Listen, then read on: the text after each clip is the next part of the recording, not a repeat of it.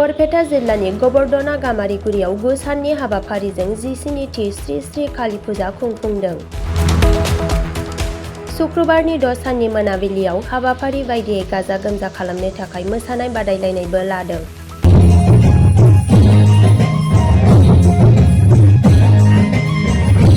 बे मोसानाय बादायलायनायखौ गोबर्धना गोजौ फरायसालिनि लोगो फोरोंगिरि फानेश्वर ब्रह्मआ गोजा फिथा हास'नानै बेखेवनानै होयो। लोगोसे हेफाजाब होफायो श्री श्री काली फुजा कमिटिनि आफादनि आफादगिरि मणिकान्त गयारिया।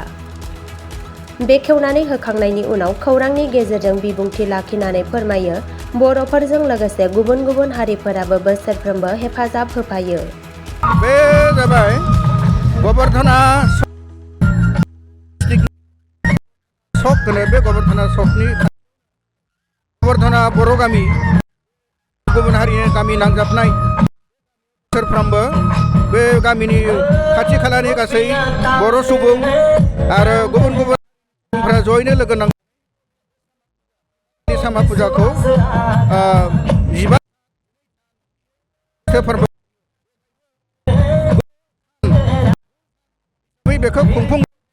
दिनै बिथांमोना दिनैबो बेवहाय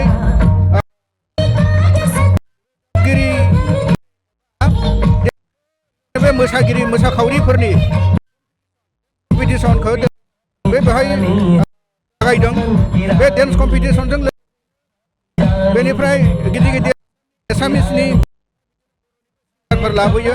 देग्लायबो बे खोनाना मोन्दों बिथांमोना लास्ट खालि सासे एसामिस फेमास सिंगार फैगोन आरो बेनिफ्राय फैगौ 19 तारिखनि सासे मुंदांखा रोजाबगिरि होननानै खोनादों। जों लोब्बा लाखिनानैनो बेवहाय डेन्स कम्पिटिसन जादोंमोन। बे डेन्स कम्पिटिसनाव आंखौ माने बेखेवगिरि सासे इन'ग्रेटर हिसाबै लेंहरदोंमोन। आं बेखौ होबाय आरो आं गेजेर गेजेर आंखौ बिदिनो हिसाबै एबा डेन्स कम्पिटिसननि सासे बिजिरगिरि हिसाबै लेंहरबाय थायो। देग्लायबो आंखौ बिदि सासे हिसाबै लेंहरनाय जादोंमोन।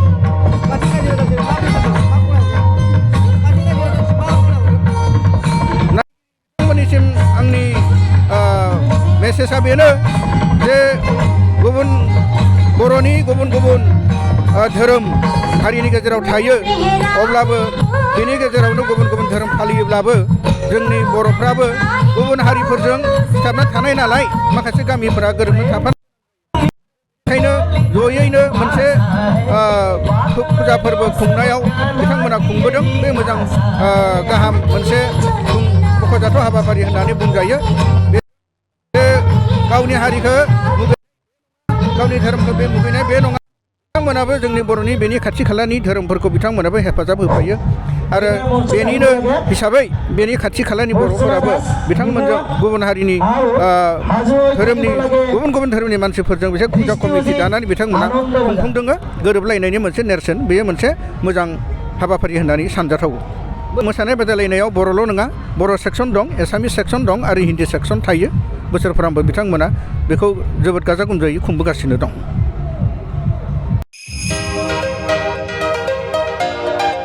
गोजोनथाव खौरां बाजाज बाइक लानो गोसो गुदुं सुबुंफोरनि थाखाय।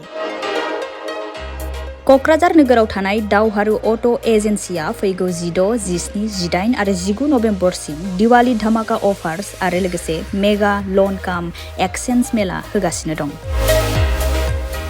दावहारु अट' एजेन्सियाव बायगिरि बिथांमोना लवेस्ट डाउन पेमेन्ट होनानै बाइक लानो हागोन आरो एक्सचेन्जनि खाबुआबो एभेलेबेल जागोन।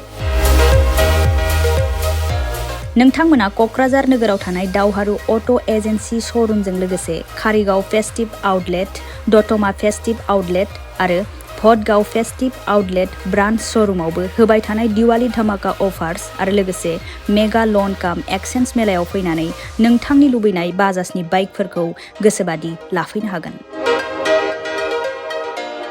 बाजाजनि बाइक सालायनो मोजां मोनग्रा रायजो राजाफोरनि थाखाय दावहारु अट' एजेन्सि श'रुमा लोगोसे मोजां अफारफोरबो लाबोदों। बेफोरनो जाबाय फ्री एसर्ट gift, free seat cover, 5 litre petrol free, गंनै helmet free, 12 times free washing coupon आरो बाइक बायगिरिफोरनो बाइकखौ मोजाङै साखोन सिखोन लाखिनो थाखाय 12 टाइम्स फ्री वाशिं कुपनबो हरनाय जागोन।